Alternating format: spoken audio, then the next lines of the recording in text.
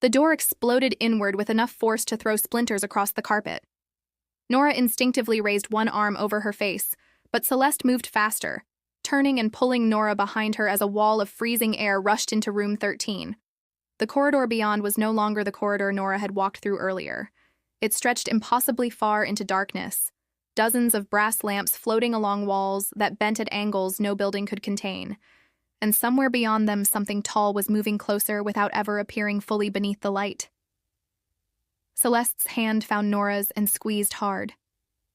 "Do not answer it," she whispered. "Whatever it says." The darkness shifted, and Nora heard her mother's voice from somewhere down the corridor calling her name. Then her brother. Then her own voice. Finally, Celeste's. "Nora, please, come here." Nora's stomach twisted. "That is extremely unsettling."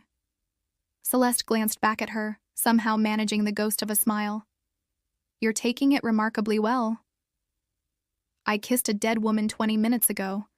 My standards for normal have changed."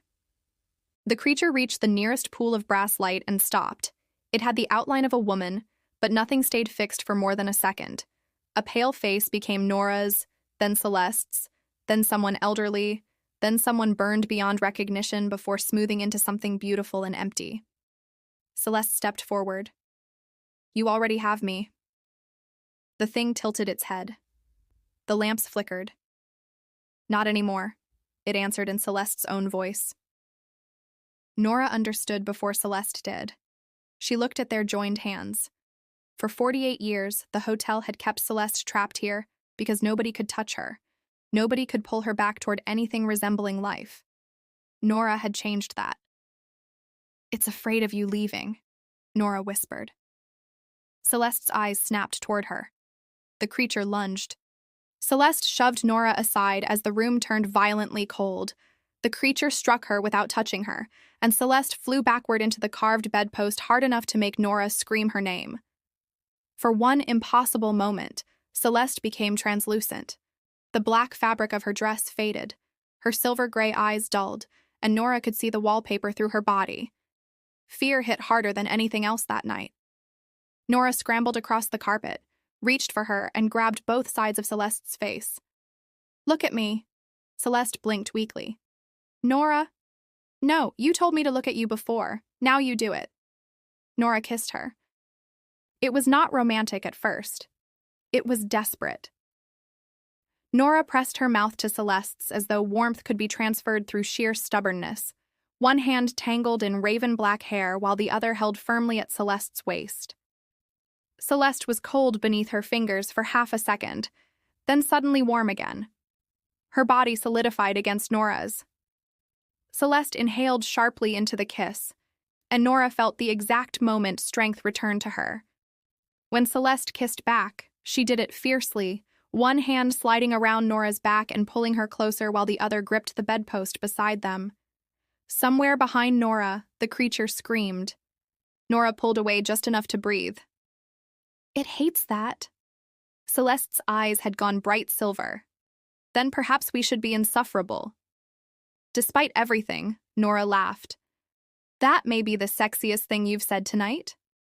Celeste stared at her for one beat before taking Nora by the waist and kissing her again. This kiss was different from the urgency of the first.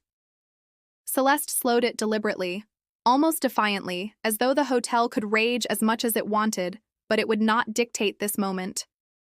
She brushed her mouth against Nora's once, then again, making Nora chase the third kiss before Celeste gave it to her. Nora caught a fistful of the soft, black fabric at Celeste's waist and pulled her closer until there was no space between them. Celeste's lips moved to the corner of Nora's mouth, then along her cheek, and Nora's breath caught when Celeste pressed a kiss just beneath her ear before murmuring, "Still want that second dance? If you stop doing that, I'm haunting you." Celeste laughed softly against her skin. "You'd have to die first." "Bad joke." "Fair." The creature slammed itself against the room again.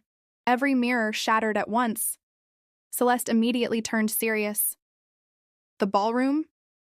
Nora blinked. "What?" "The hotel was built around it.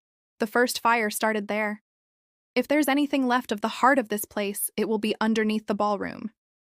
You want to go toward the haunted center of the haunted hotel? Celeste held out her hand.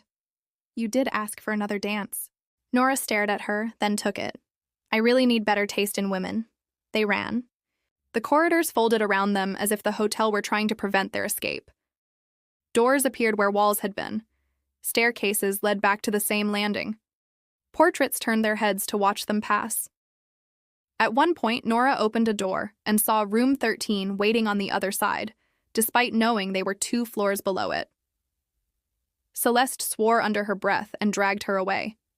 Did ghosts swear in 1978? Nora asked while they hurried down another staircase. We invented it. Good to know. Celeste stopped abruptly at the bottom step, pulled Nora into the shadow beneath the stairs, and placed one finger against her own lips. Heavy footsteps passed overhead. They stood pressed together in the darkness. Nora could feel Celeste's breath brushing her forehead. You know, Nora whispered, hiding with you keeps becoming strangely intimate. This is not the moment. That sounds like fear. Celeste looked down at her. Of the creature?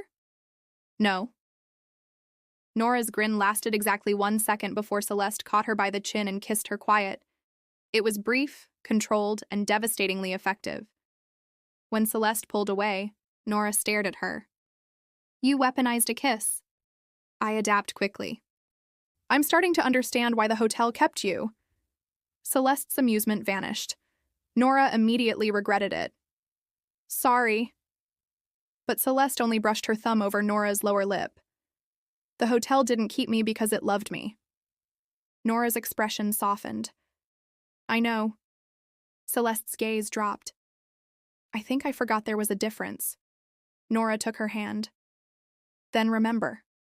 The ballroom doors opened before them without being touched. Beyond them waited a room preserved exactly as it might have looked 48 years earlier. Crystal chandeliers burned overhead. Long velvet curtains framed black windows. Tables stood ready for guests who had never arrived. At the center of the polished floor, an old record player began turning by itself. Music crackled through the empty room, the same love song Celeste had summoned upstairs. Nora looked at her. Celeste looked genuinely shaken. That was playing, Celeste whispered, the night I died. The hotel doors slammed behind them. Darkness seeped beneath the walls. Nora tightened her fingers around Celeste's.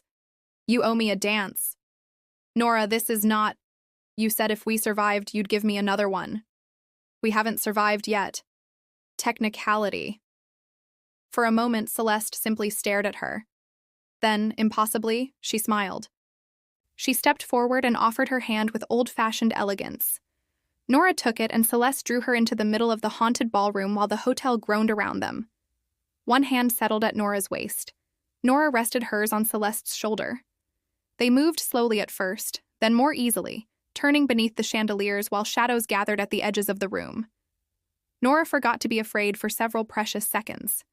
Celeste's face softened as she watched her, and when Nora leaned closer, Celeste whispered, You're completely insane. You like me. I'm beginning to. Beginning? Celeste spun her gently, caught her again, and kissed her before Nora could complain. This one felt nothing like fear. It was warm, playful, almost luxurious.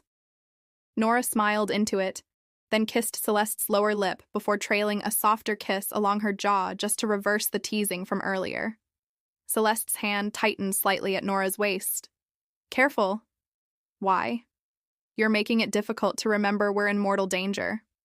Nora brushed her mouth against Celeste's again. You're already dead. Celeste laughed, and the hotel screamed. The chandeliers went black. Something beneath the ballroom floor began pounding upward.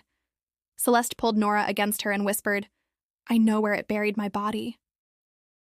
Nora went completely still. The floor cracked beneath their feet.